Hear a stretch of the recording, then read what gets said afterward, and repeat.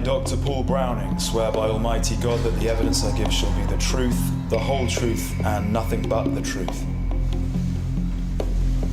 Mom, what are they playing at? Shut up.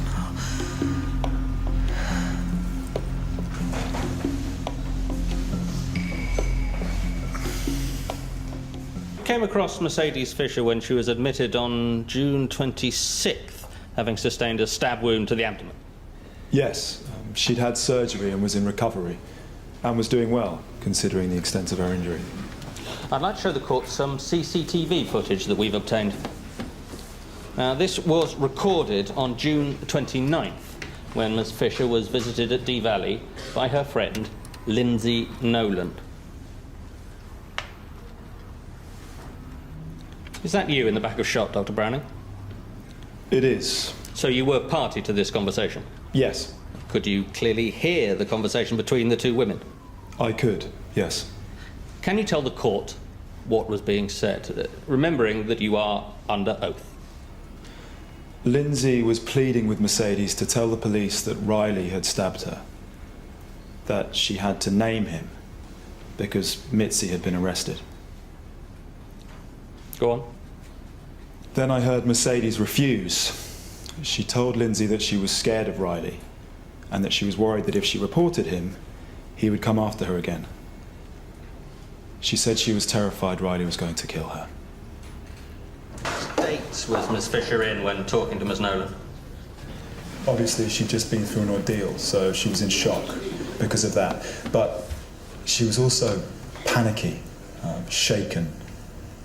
I'd say desperate. Desperate? For what? For Lindsay to keep her secret about Riley's attack on Mitzi and Minerva. But in particular, she was begging Lindsay not to say anything about him having stabbed her. Oh, you've got to be kidding. You can't be taking this seriously. Okay, quieten down. He's just trying to save his own skin. He's trying to save his own skin and hers. I said enough. Quite frankly, this is getting ludicrous. If there's any more noise or disruption from the public gallery, then those responsible will be removed. The jury will disregard that outburst. Mr. Mcqueen. What was the outcome of this conversation? Lindsay agreed to keep quiet. She seemed worried for her friend. And then, only hours later, Lindsay Nolan was found murdered. Sadly, yes. You were the first on the scene to attempt resuscitation. That's right. But despite this valiant attempt to save her life, you were subsequently charged with her murder. Yes. But you maintain your innocence. Yes, of course. I did not kill Lindsay Nolan. He seems like a nice young man. So, just to be clear, you heard a confession from Ms. Fisher to Ms. Nolan stating that Mr. Costello had stabbed her. And then, mere hours later, Ms. Nolan herself was murdered. No. Right. Let's nip this in the bud before we have another onslaught of histrionics. Bailiff, would you escort the two women who are standing out of here, please? It's fine. Always got to be the centre of attention, that one. Mr. Mcqueen. Are you aware of any circumstances that could justify Miss Fisher's fear of Mr. Costello? I certainly am. Riley made an attempt on her life, which she confessed to Lindsay. Then, mysteriously, her confidant was found murdered. I believe Mercedes behaved in a perfectly reasonable way given the circumstances. Were you and Miss Fisher lovers before or after the stabbing incident? Both. Both. So, as her partner, your instinct would have been to protect her. Mr. Browning? Yes, of course. Within the parameters of the law, naturally. Naturally. Although I must say, the mere suggestion that Riley Costello murdered Lindsay Nolan is very much in your interests, isn't it? You could say that, I suppose. I'm only here to report what I heard. And if you did indeed believe that Riley stabbed your partner, why did you not take this information to the police? It wasn't my place to get involved. Really? A man took a knife and supposedly plunged it into your girlfriend's stomach, and you didn't think it was your place? It was a complicated situation. It was fabrication. No. First, Miss Fisher blames it on Anne Miniver, and then when she is acquitted, she blames it on Mr. Costello. Mercedes wasn't stable when she blamed it on Anne Miniver. So, as a qualified doctor, you must have seen evidence of Miss Fisher's fragile state of mind. When? Did you seek help for her?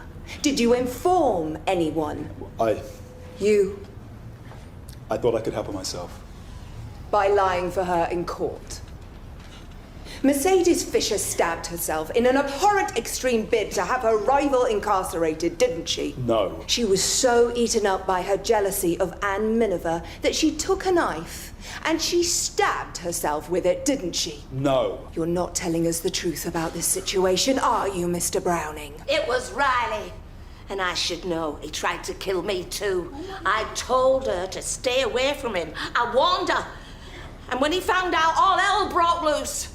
That Riley, he is the grandson of that serial killer, Silas Blissett. And you know what they say, the apple doesn't fall far from the tree. He did it, and he'll be burning in hell for it. You mark my words. Get off me, you bleeders. I'm disabled. Get off me, you get... No doubt, the defense counsel will seek to portray Mercedes Fisher as someone who was not in her right mind when she framed Anne Miniver, and that her fragile state of mind should now be put into the balance.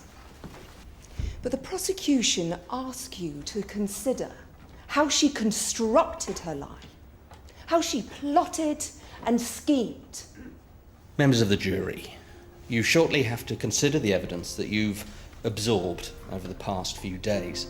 May I suggest that at the heart of this case is the defendant, Mercedes Fisher, a young woman who, in fear for her life, made a mistake. Don't you conclude that she was in complete control of her faculties when she deliberately stabbed herself? Was she not the subject of ongoing psychological and physical abuse? Hasn't she been shown to be the master manipulator? My client is not a woman of high intelligence. She's easily exploited. Mercedes Fisher kidnapped her own child. She did what she thought was best to protect her son. I ask you to convict the defendant on both counts of perverting the course of justice. The only crime my client is guilty of is acting in the best interests of herself and her son while suffering under the cloud of depression that was Riley Costello.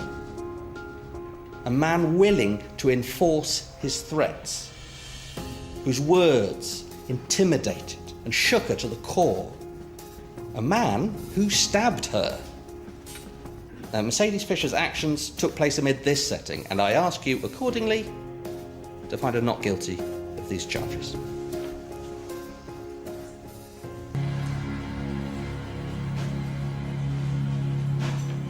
They've made that decision quite quickly. Is that a good thing or a bad? Good. Really? No, I don't know, actually. Will the foreman of the jury please stand?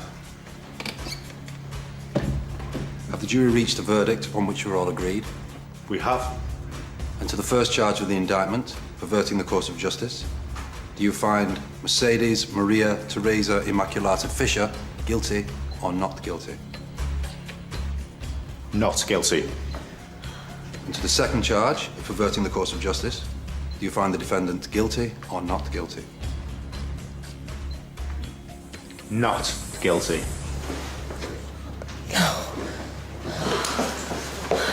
May my client be discharged, Your Honour? Certainly. Miss Fisher, you are discharged.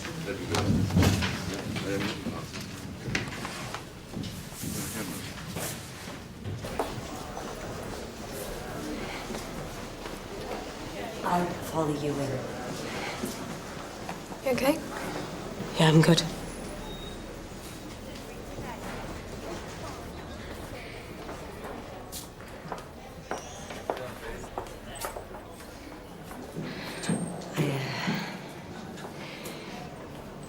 I don't know what to say. You're plenty to say in that dog. Tell me again. Tell me that Riley attacked me, stabbed you, and killed Lindsay. Tell me. Yeah. Yeah, I did. I just wanted to see if you could do that. If you could stand there, look me in the eye, and lie again. You, Mercedes, are truly capable of anything. But I'd be careful. Because I think you've just used up your 9 lives.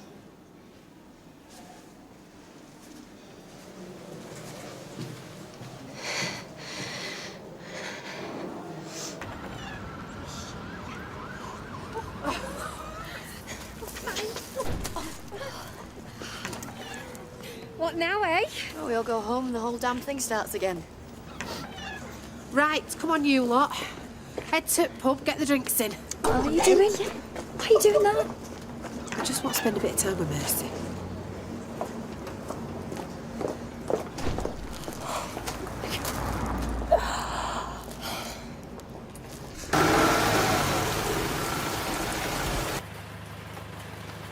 What we're doing at Jackie's, unfortunately, with you.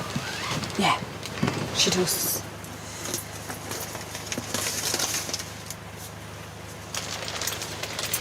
What's this? There's enough in there to cover you for a bit. But this is as far as you come with me, love. What?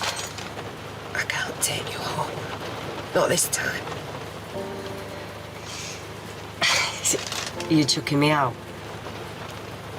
I'm giving you a chance to prove yourself, remember? To make me proud. Well, I want to come home with you. I know it. But you can't. I need you. There's nothing more I can do for you, Mercy. I've run out of options, can't you see that? I love you. But I've got nothing left to give. I'm sorry.